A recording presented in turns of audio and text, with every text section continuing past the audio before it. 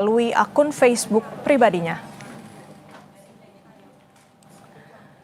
Dicuplik dari akun medsos Facebooknya, Nanik bilang, dengan berat hati, akhirnya saya pamit Bapak Presiden untuk melakukan pengobatan di luar negeri untuk jantung saya. Rencananya hari ini Rabu 22 Juli saya berangkat. Ini bukan karena tidak percaya dokter yang hebat di Indonesia, tapi untuk second opinion, dan kebetulan ada kawan yang merekomendasikan di tempat yang mau saya tuju. Saya sampaikan ke Presiden juga dengan beribu maaf, sepertinya saya harus mundur sebagai Kepala BGN demi kesehatan saya. Dan karena Presiden prihatin dan kasihan dengan saya, Presiden menyetujui, namun saya diminta tetap ikut mengawasi BGN. Kemungkinan Presiden akan membentuk Dewan Pengawas di mana saya disuruh menjadi Ketua Dewan Pengawasnya.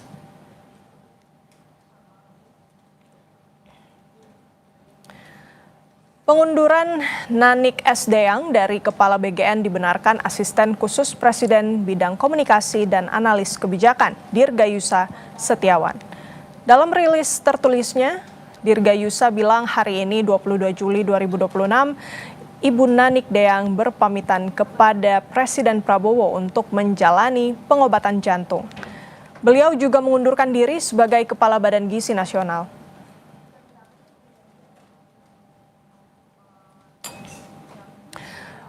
Informasi terkini terkait pengunduran diri Nanik S. Deyang dari Kepala BGN, kita bergabung dengan jurnalis Kompas TV Tifal Solesa dan juru kamera Jamsari di kantor BGN Jakarta.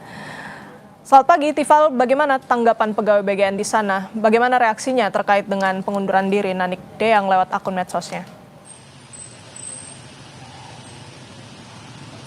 Kalau tanggapan pegawai, sebetulnya kami masih menunggu penjelasan dari Otoritas Badan Gizi Nasional, setidak-tidaknya dari jajaran pimpinan. Ada 2 wakil ketua atau wakil kepala Badan Gizi Nasional yang masih saya tunggu responsnya menyusul dari pengunduran diri Nanik S. Deyang sebagai kepala BGN terhitung hari ini dan juga sudah diunggah melalui akun media sosial Facebook dan ditindaklanjuti juga oleh Asisten Khusus Presiden Dirgayusa Setiawan pada hari ini. Tapi setidaknya yang bisa saya dapat sampaikan terakhir kali yang saya terima, informasi menyusul dari pengunduran diri Nanik ini saya dapatkan pada pukul 9.26 waktu Indonesia Barat dari salah satu juru bicara Badan Gizi Nasional, Dian Fatwa. Ia menyampaikan kepada saya begini, yang dapat kami sampaikan saat ini, Ibu Nanik telah menyampaikan pernyataannya melalui akun media sosial pribadi beliau. Sementara dari sisi BGN, kami masih menunggu arahan resmi mengenai komunikasi kepada media. Sehingga yang akan jadi pertanyaan menarik di sini bagi publik, menyusul dari pengunduran diri Nanik pada hari ini sebagai Kepala Badan Gizi Nasional dengan alasan kesehatan, ada 2 hal. Pertama, siapa yang akan menggantikan Nanik dalam posisi sebagai Kepala BGN setelah ia menyatakan pengunduran diri. Kemudian yang kedua, ini merujuk lagi dari pernyataan Nanik dalam akun Facebooknya, Dewan Pengawas yang dimaksud oleh Nanik kemudian yang direncanakan bakal dibentuk oleh Presiden Prabowo Subianto, apakah ada hal yang berbeda dengan Dewan Pengarah yang sebetulnya sudah tertuang dalam Peraturan Presiden nomor 83 tahun 2024 tentang Badan Gizi Nasional? Adakah yang berbeda secara penugasan antara Badan Pengarah dan juga Badan Pengawas? Kita coba ulas kembali soal posisi dari Nanik ini. Terhitung Nanik ini ditunjuk oleh Presiden sebagai Kepala Badan Gizi Nasional menggantikan Dadan Hindayana yang saat itu tersandung kasus hukum dicokok oleh Kejaksaan Agung atas dugaan suap dari tata kelola program makan bergizi gratis pada 2 Juni tahun 2026. Saat itu diumumkan oleh Menteri Sekretaris Negara Prasetyo Hadi dan disampaikan dengan alasan untuk memperbaiki tata kelola.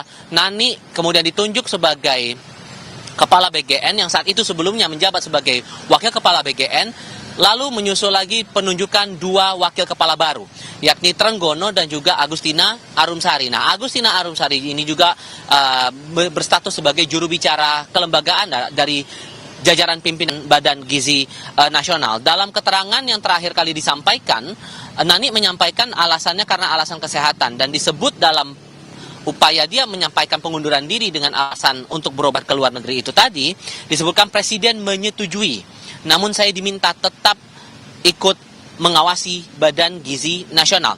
Kemudian katanya Presiden akan membentuk Dewan Pengawas di mana saya disuruh katanya menjadi ketua Dewan Pengawasnya.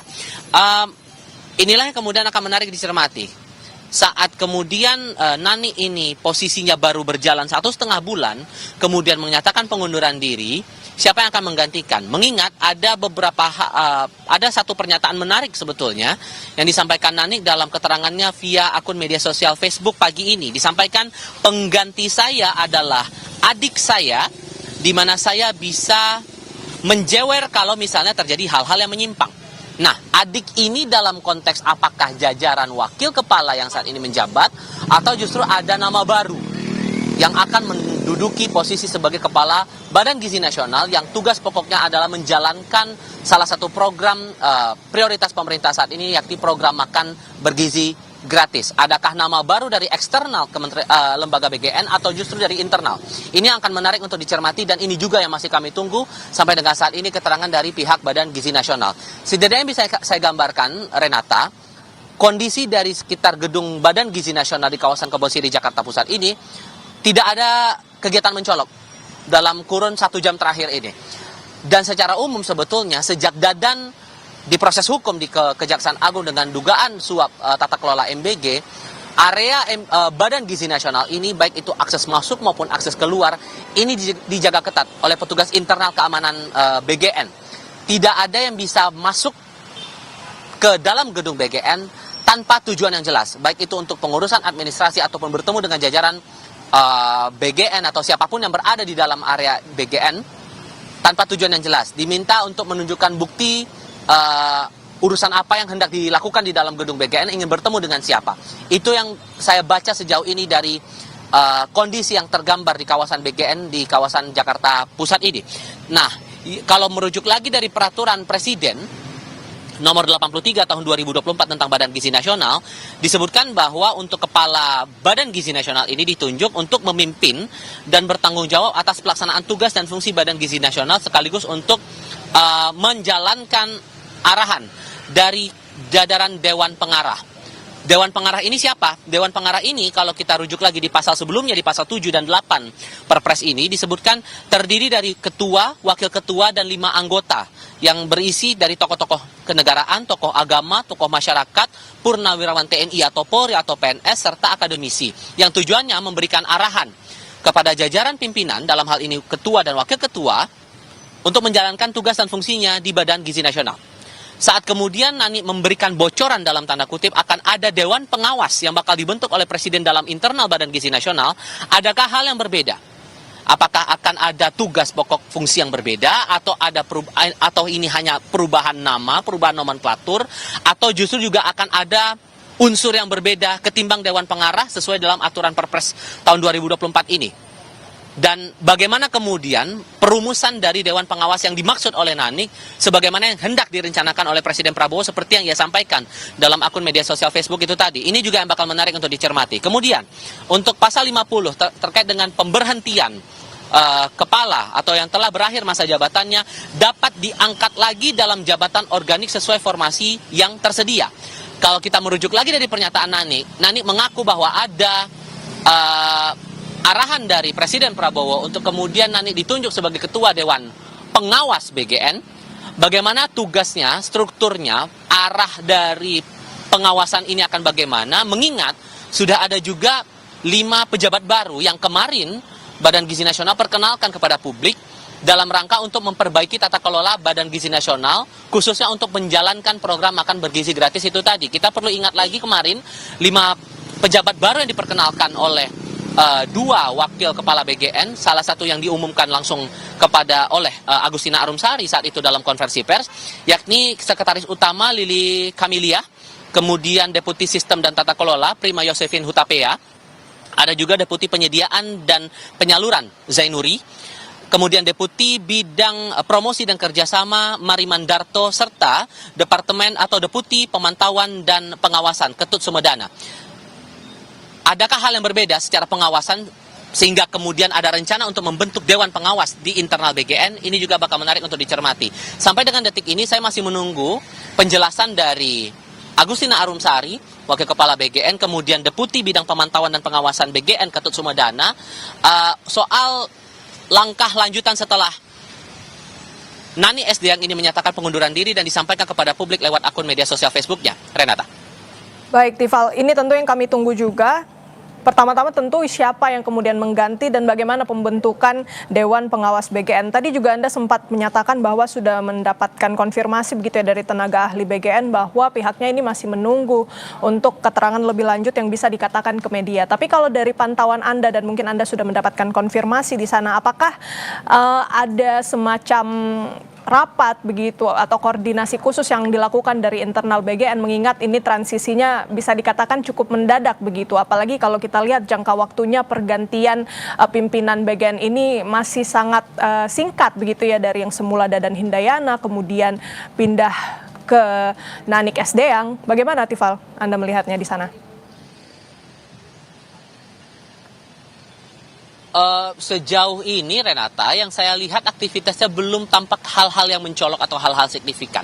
Baik itu diakses masuk beberapa pejabat, apakah kemudian terlihat kemudian beramai-ramai datang ke kawasan BGN, kemudian informasi soal rencana untuk rapat internal di jajaran pimpinan dan semacamnya, ini sebetulnya masih butuh konfirmasi, karena sekali lagi sampai dengan detik ini saya masih menunggu respons dari Deputi Bidang Pemantauan dan Pengawasan BGN Ketut Sumedana yang sebelumnya kita kenal sebagai Kepala Pusat Penerangan Hukum Kejaksaan Agung, pernah juga menjadi Kepala Kejaksaan Tinggi di beberapa daerah terutama di Kajati Bali, terutama dari Wakil Kepala BGN Agustina Arumsari. Apakah setelah dinyatakan pengunduran diri ini lewat media sosial, adakah rencana untuk rapat internal dan langsung melakukan penetapan pejabat sementara?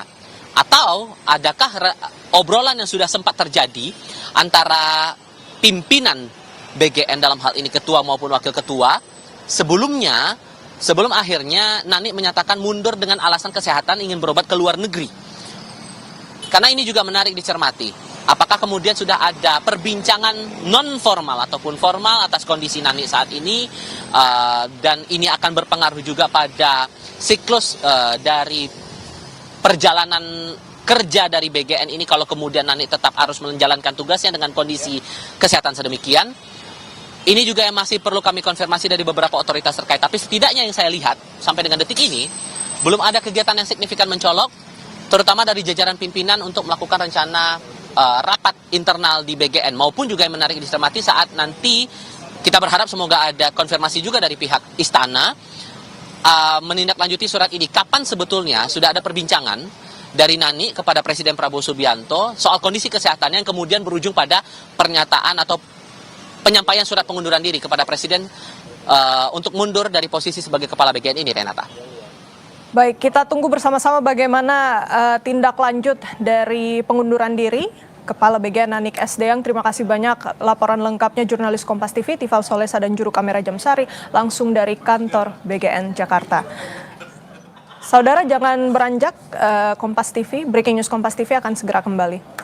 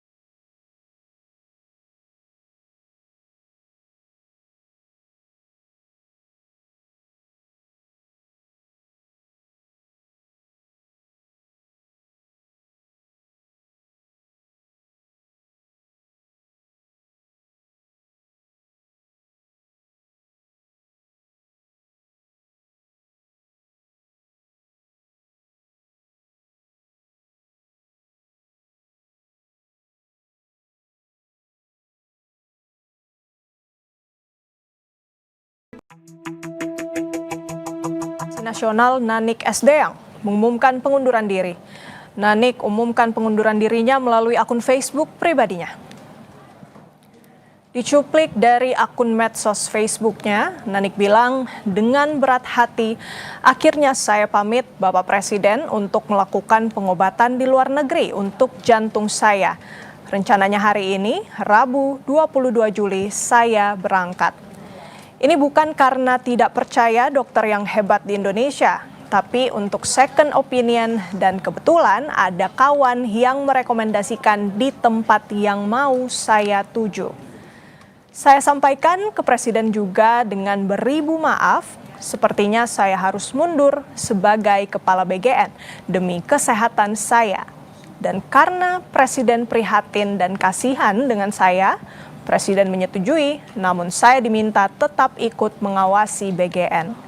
Kemungkinan Presiden akan membentuk Dewan Pengawas di mana saya disuruh menjadi Ketua Dewan Pengawasnya.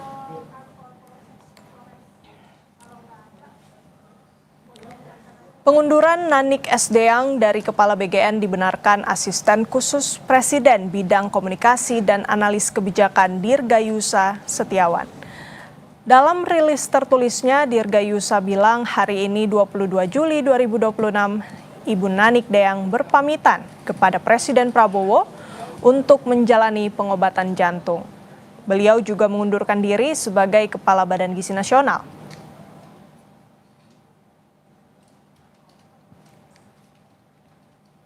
Dan saudara, informasi terkini terkait pengunduran diri Nanik Sdeang dari Kepala BGN, kita bergabung dengan jurnalis Kompas TV Asri Gunawan dan juru kamera Arif Rahman di Istana Kepresidenan Jakarta.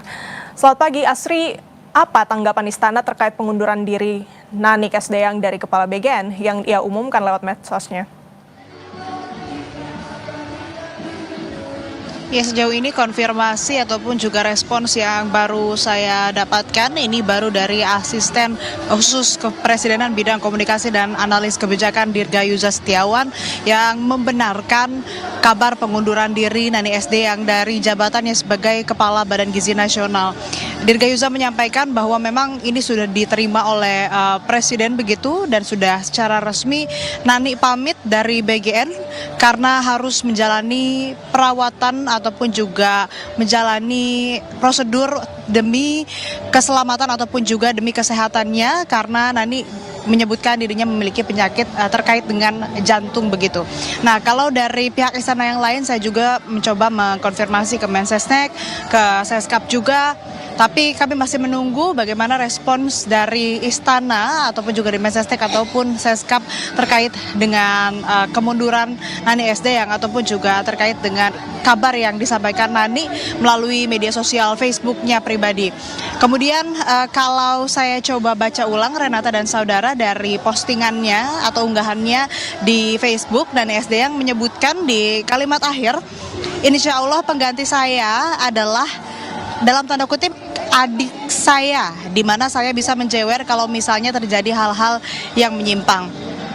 Banyak ataupun juga beredar nama-nama yang disinyalir ini akan menggantikan Nanik Sdeang sebagai Kepala Badan Gizi Nasional.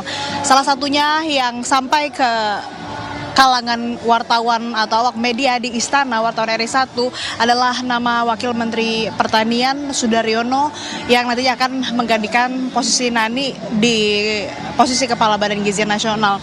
Tapi tentu ini masih kabar burung, terus kami gali dan juga kami konfirmasi ke beberapa pihak sambil memang menunggu bagaimana kemudian pihak istana memberikan tanggapan resmi terkait dengan hal ini. Selain nama Sudaryono, ada juga nama Dirgayusa. Karena kalau kita lihat memang dari pernyataan tertulis yang ditulis oleh Dirgayusa yang menyebutkan saya kenal Nanik Sdeang sejak 14 tahun lalu dan lain sebagainya yang menunjukkan adanya kedekatan dengan Nanik Sdeang. Tapi lagi-lagi ini belum bisa dianggap sebagai informasi yang firm begitu Renata dan saudara, karena masih kabar burung yang beredar di kalangan wartawan istana. Dan terkait dengan pergantian Nanik Sdeang dari Kepala BGN, ini mekanismenya Renata tentu saja harus ada Kepres atau keputusan presiden yang diterbitkan oleh presiden itu sendiri atau Presiden Prabowo Subianto, di mana ini kepresnya mengenai pemberhentian dan atau pengangkatan kepala badan baru. Dalam hal ini adalah Badan Gizi Nasional. Sehingga ini yang kita tunggu informasinya apabila memang karena ini jabatan kepala badan, begitu ini menjadi hak prerogatif presiden untuk menunjuk siapa yang nanti akan menempati posisi tersebut untuk membantunya melaksanakan berbagai macam program, termasuk kalau di BGN, MBG begitu, maka ini perlu ada diskresi ataupun juga hak prerogatif presiden untuk menunjuk siapa yang nantinya akan menggantikan Nani SDM. Ditambah untuk saat ini Renata dan saudara, kami menunggu informasi atau respons resmi dari istana terkait dengan informasi kemunduran atau mundurnya Nani SDM dari posisi Kepala Badan Gizi Nasional. Kembali ke Anda, Renata. Baik, kita bersama-sama menunggu kepastian dari istana karena memang untuk pengangkatan kepala BGN tadi yang Anda sebutkan, Aci, ini merupakan hak prerogatif dari presiden. Kita nantikan informasi terbaru dari istana. Terima kasih jurnalis Kompas TV Asri Gunawan dan juru kamera Arif Rahman dari Istana Kepresidenan Jakarta. Dan selanjutnya saudara, kita sudah terhubung dengan anggota Komisi 9 DPR dari fraksi PKB Zainul Munasihin sebagai mitra kerja Badan Gizi Nasional. Pak Zainul, kita melihat pengunduran diri dari Bu Nanik pagi-pagi, kita tentu ini cukup mengagetkan begitu ya. Alasannya karena kesehatan, ingin berobat ke luar negeri, untuk itu dengan berat hati harus mengundurkan diri.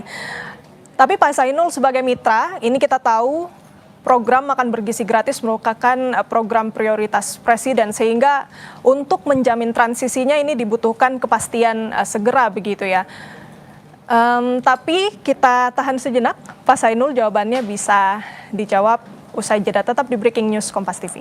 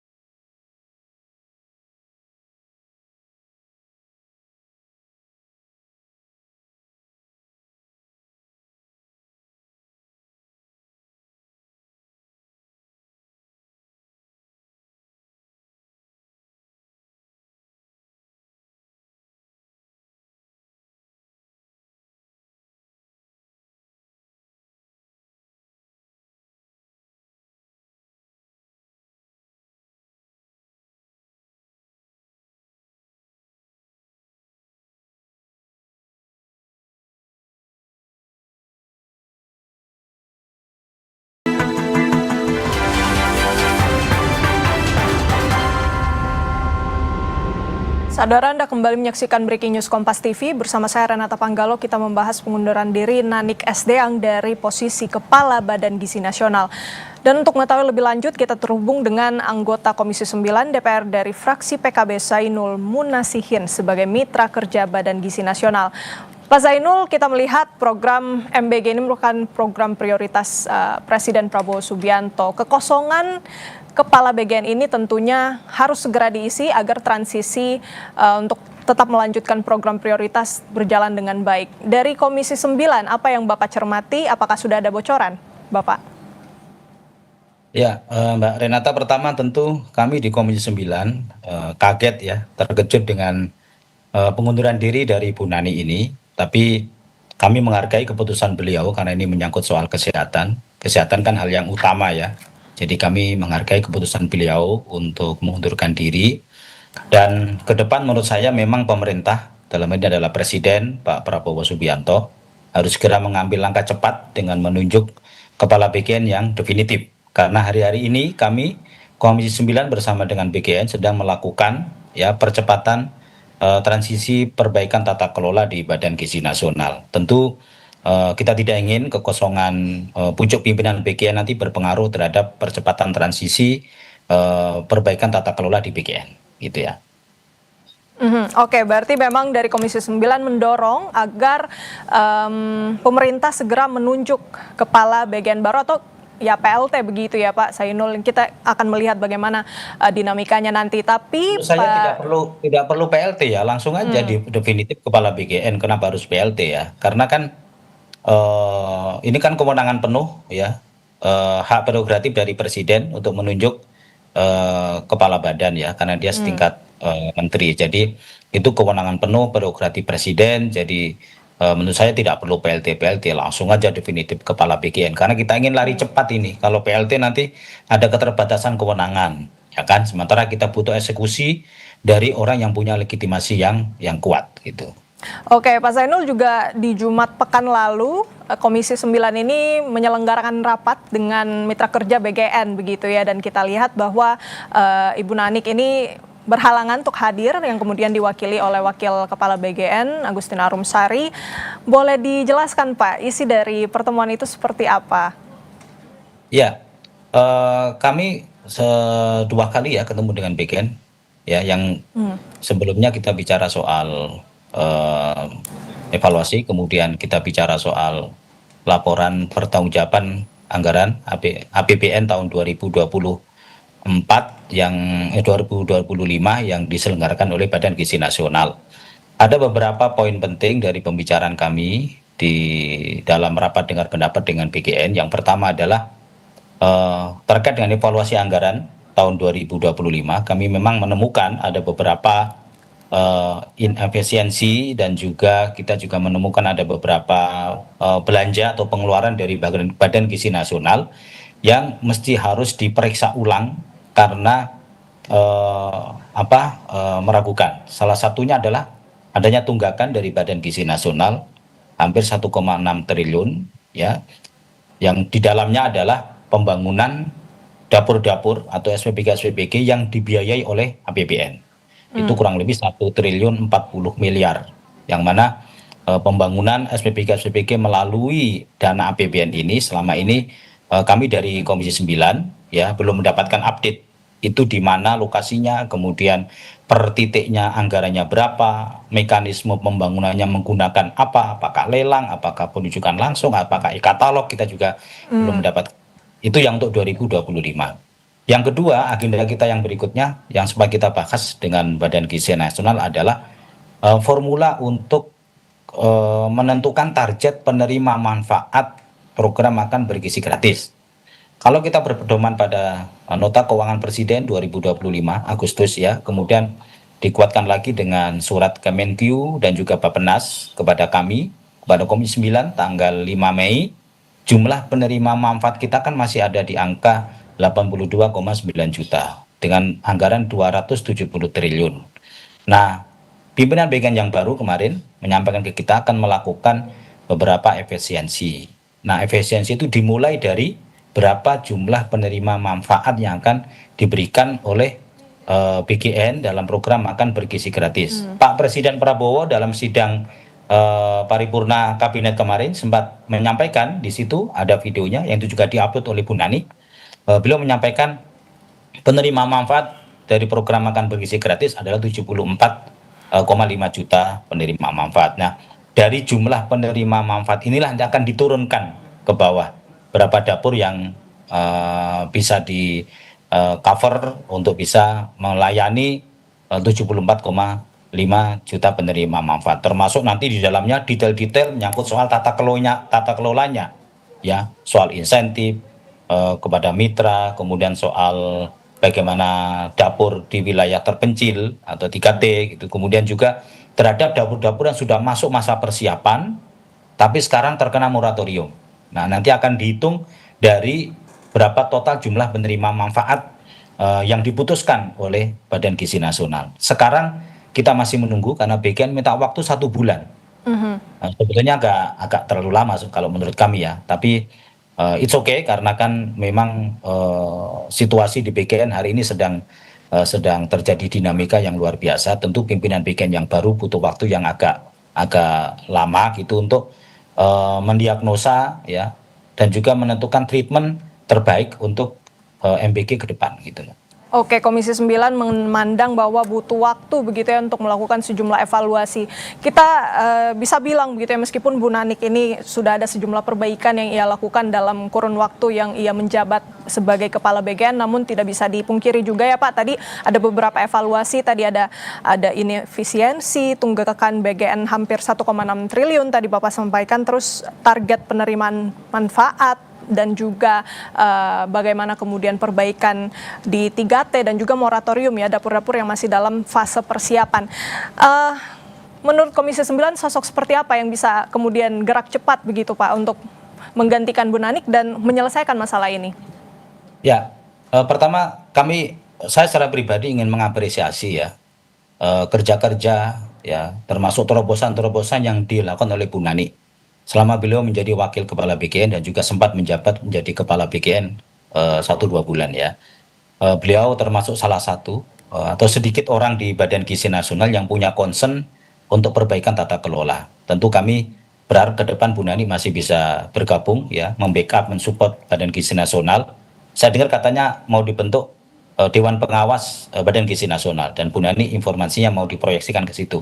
Jika itu benar tentu kami Komisi 9 menyambut baik. Karena apa? Karena kita memang butuh ya, Badan Gizi Nasional ini adalah badan baru ya dengan postur anggaran yang cukup besar. Tentu dibutuhkan satu institusi atau lembaga yang bisa mengawal jalannya tata kelola di Badan Gizi Nasional, termasuk mengawasi kinerja dari pimpinan BGN, kemudian birokrasi yang ada di BGN sampai ke level yang paling bawah, yaitu Kepala SPPG, Korcam, Karwek, Korwil, ya, itu juga perlu diawasi kinerjanya mereka. Nah, itu butuh satu badan pengawas yang terpisah dari Badan Gizi Nasional. Karena kalau Badan Gizi Nasional yang mengawasi kinerjanya sendiri, ya, tentu akan berpotensi terjadinya konflik of interest. Tapi kalau ada badan khusus, ya, Dewan Pengawas misalnya begitu, seperti di BPJS, ada Dewan Pengawas BPJS, ada Dewan Pengawas BPJS Tenaga Kerja, ada juga Dewan Pengawas BPJS Tenaga Kerja dan juga Kesehatan. Menurut saya itu akan membantu kita untuk bisa terjadinya check and balance ya, keseimbangan dalam tata kelola BGN yang lebih baik ke depan gitu. Oke, baik. Ini juga yang menarik Pak, Dewan Pengawas BGN yang rencananya akan dibentuk Presiden. Saya ingin bertanya mengenai bagaimana kemudian agar peran dari BGN dan juga Dewan Pengawas BGN ini tidak tumpang tindih, tapi bisa dijawab sebentar. Pak Zainul, bisa dijawab nanti usai jeda. Tetap di Breaking News Kompas TV.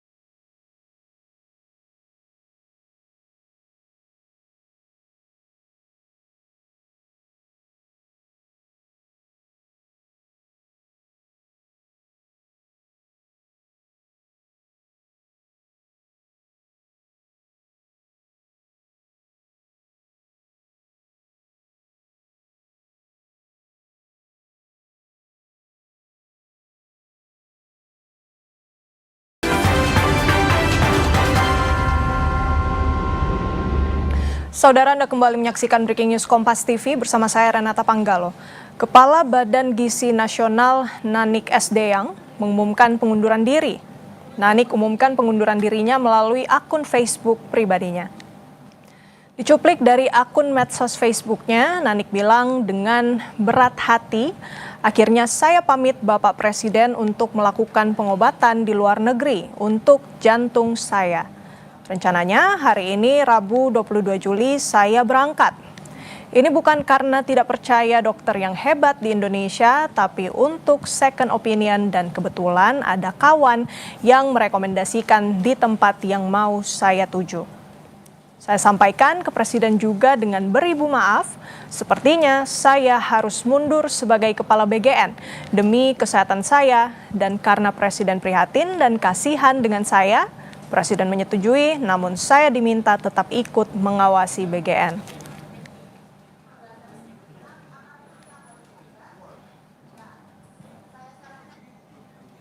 Pengunduran Nanik Sdeyang dari Kepala BGN dibenarkan Asisten Khusus Presiden Bidang Komunikasi dan Analis Kebijakan Dirgayusa Setiawan.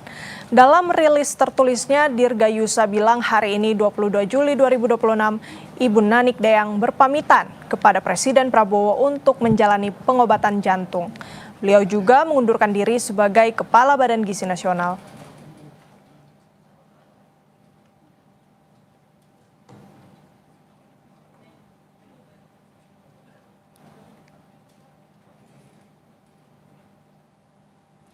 Sebelum menjadi Kepala BGN, Nanik Sdeyang memulai karir sebagai jurnalis di berbagai media.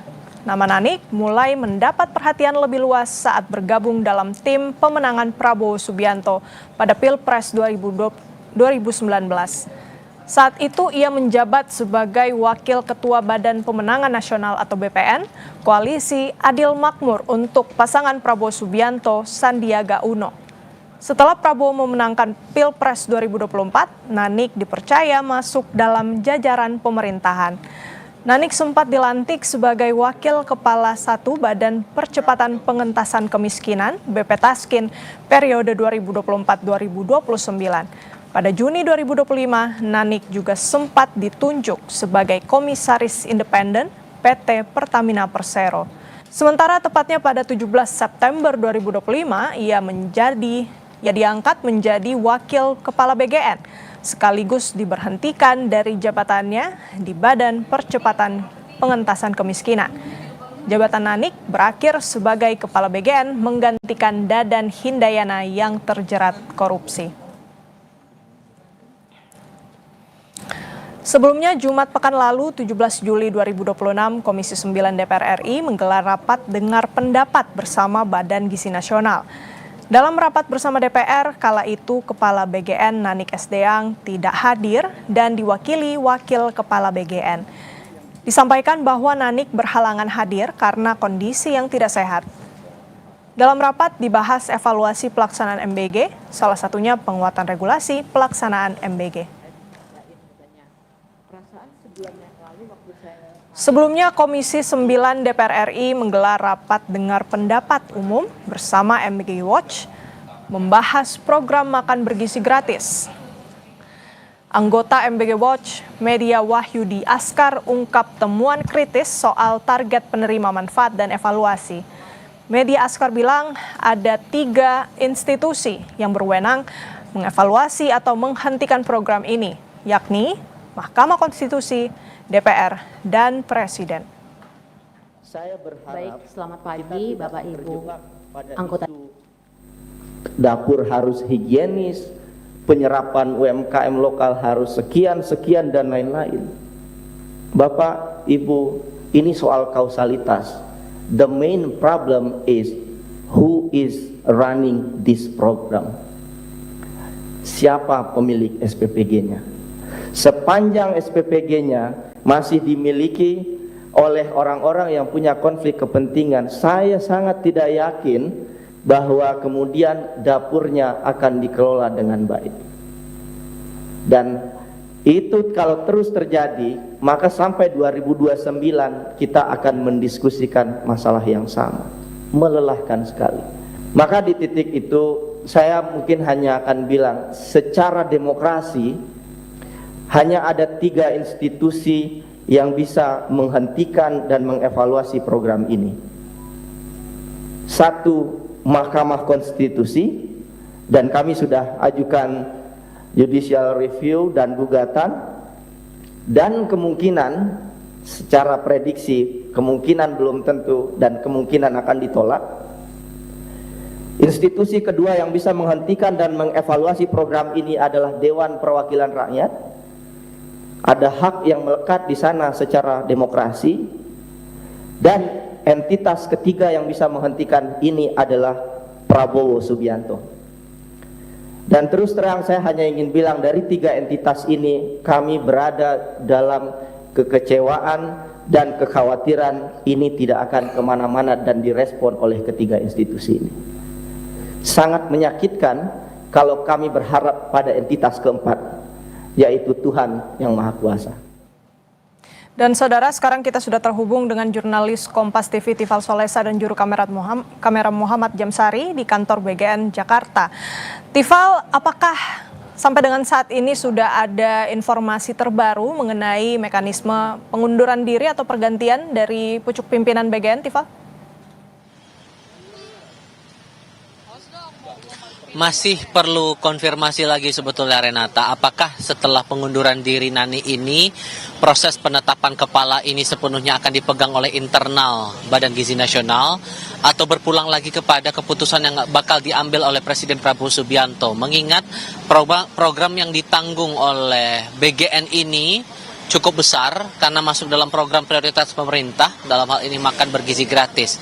Saat Nani ditunjuk pada 2 Juni lalu menggantikan posisi Dadan Hindayana yang terjerat kasus hukum di Kejaksaan Agung, kemudian resmi menjabat pada 8 Juni 2026 hingga setidaknya hari ini dinyatakan secara resmi kepada publik mengundurkan diri pada 22 Juli 2026. Apakah nanti akan ada prosedur khusus yang bakal diambil di istana atau langsung di internal Badan Gizi Nasional? Ini juga masih butuh konfirmasi lagi dari otoritas terkait.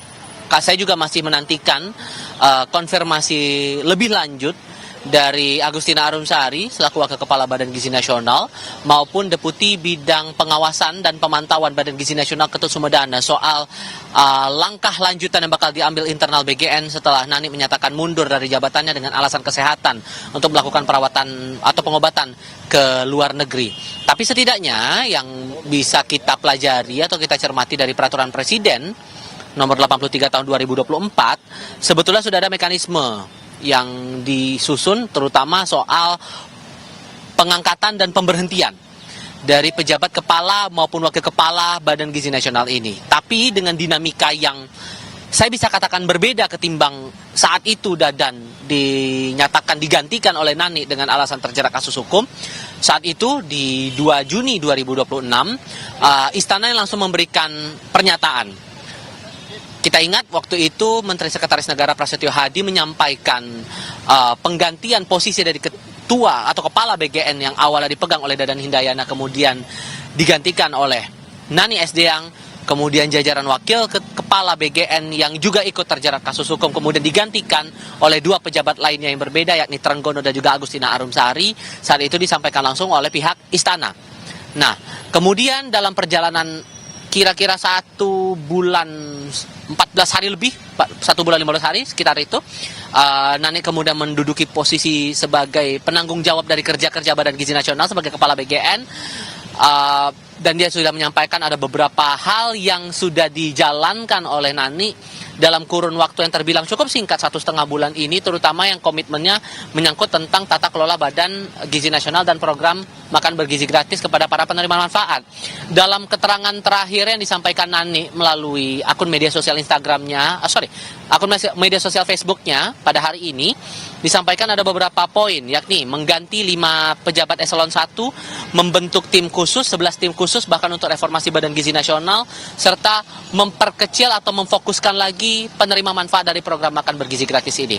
Semua masih akan kami tinjau karena akses keluar masuk BGN masih terbatas dan wartawan masih dibatasi aksesnya hanya berada di depan gedung BGN ini, Renata.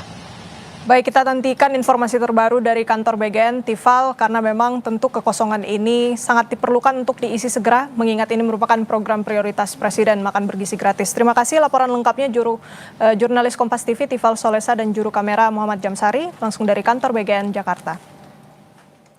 Dan saudara, kita lanjutkan diskusi kita bersama dengan anggota Komisi 9 DPR RI yang juga merupakan mitra kerja dari BGN, Zainul Munasihin.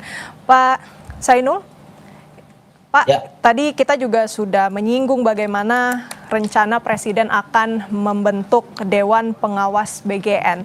Yang ingin saya tanyakan, Pak, mengenai pembagian kewenangan dan fungsi checks and balances ini. Karena kita tahu dengan adanya dua lembaga ini dikhawatirkan ada tumpang tindih, Pak.